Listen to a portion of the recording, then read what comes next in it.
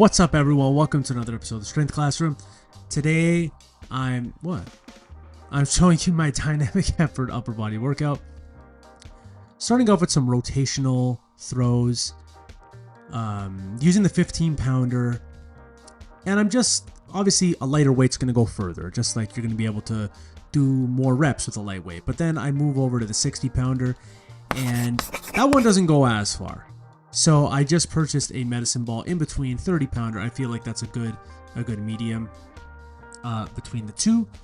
I do like the heavier one for slams, and for forward throws, but for rotational throws, not a chance in hell. I'm not developing enough speed to throw at any meaningful distance, or I'm just not feeling that like, I don't know how to describe it, but when you like flick yourself from side to side, you get like this like twitch in your like oblique and your like your intercostal muscles, and I don't really feel that with the bigger one. It's just a flick. It's almost like when you throw a punch, a really fast hard punch, you're gonna feel that torque in your midsection. So here is 5 sets of 3, just to potentiate my body for the max rep sets I'm about to do, while still getting some of the principles of speed work in there. So we have 165 on the bar, and now we have 185, but no bands or chains, and I'm doing 2 max sets. So I believe the first set was 15 reps, and then the second set was 11. And what's good about this exercise, number 1, it's dead stop. So it's like a deadlift for the upper body. Number 2, it's close grip. So it's going to hit some triceps, and it's going to give you a nice big range of motion. And it's going to work out the lockout portion. And number 3, it's on a high incline. So it's like medium high. It's like maybe, 60 degrees? It's not like it's like an 80 degree. But it's going to get some front delt in there. And some side delt. Oh wait, no, sorry. Pressing doesn't hit the side delt. Check out the video I did on that.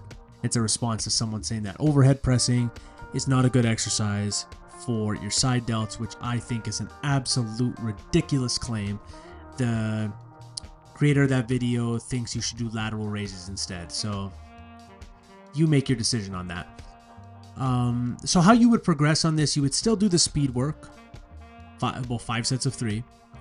And then you just want to track the total reps. What you got in set 1, what you got in set 2, add them together. If it's bigger in week 2 than week 1, congratulations, you progressed. I prefer that approach versus adding more weight, just because it is a dynamic effort day. I want a bit more volume. That's all there is to it. So here we have let me show you the mistake I made with this setup. I think this is the set, or maybe I just completely clunked it. So I tried hanging 2 kettlebells to add weight, but I tried to do it in this weird way where I looped it across, but then looped another one in the middle. The problem with that is that it ended up making it too long. So it just touched the floor. It was like literally before I took it off the floor, had to be like half a centimeter off the floor.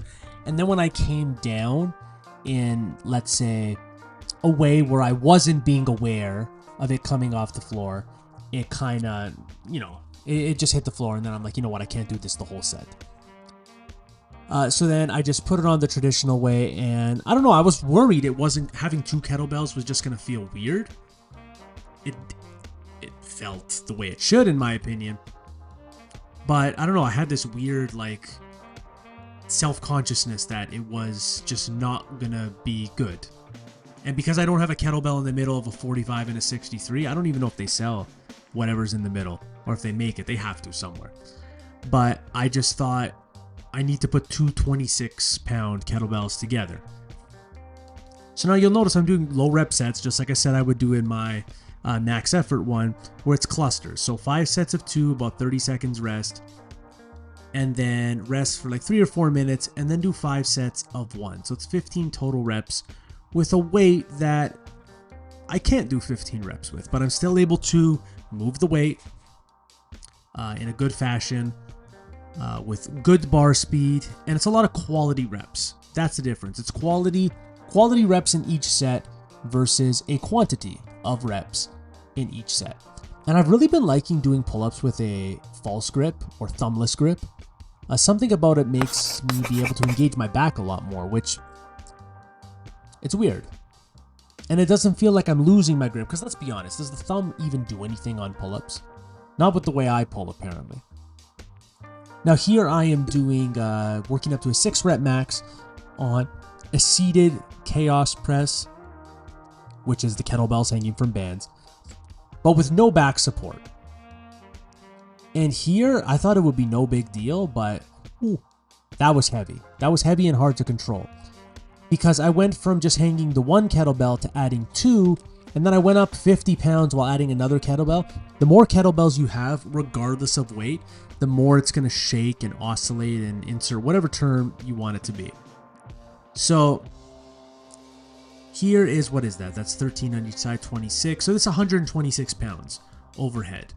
And obviously the weight has nothing to do with it. It's the double kettlebell, plus the fact that no back support, very unstable. It's just a great lift overall. It's good for overhead stability, but it's good for building your shoulders. So this and the seated Z press with the kettlebell, the one arm version that you saw earlier in the week, are going to be my 2 main shoulder builders or shoulder pressing variations for a while. I'm still going to do lateral raises, loop raises, things like that here and there. But those are going to be my 2 overhead press builders for the meantime. I find they build up a shit ton of core strength as well. And that's why I've chosen those exercises. So here I'm doing some gorilla rows. It's a variation I saw on Instagram. I'm going to try them this week with dumbbells. Next week, I'm going to try them with kettlebells. And I'm also going to do them, it's like, I don't know what to call them, where it's like one up, one down. You're kind of like twisting your body. And because when I let them both hang at the same time, because the dumbbells are so big, they are 100 pounders, that they bump into each other. So what I'm going to try, it's almost like a piston. And as one comes up, one is simultaneously coming down at the same time. So I did about 2 sets there. Supersetted it with some mace swings, so 2 sets of each. Overall, this built some good upper back strength, some good grip strength as well, because they are, if you want to move the weight in any fashion, you have to grip these pretty hard. So if you don't have a strong grip, you run the risk of the mace completely slipping out of your hands on the way down. And it's good for biceps as well. It's an isometric bicep contraction, but it's also really good for your core, because when I'm coming around, I'm actually snapping my core and then my shoulder down. So it's as close to a complete body movement as you can get. And I believe almost everyone, regardless of goal, should be doing something like this. It's really, really good for, I don't know, just fill in the blanks for any activity, and I would suggest that it's good for that.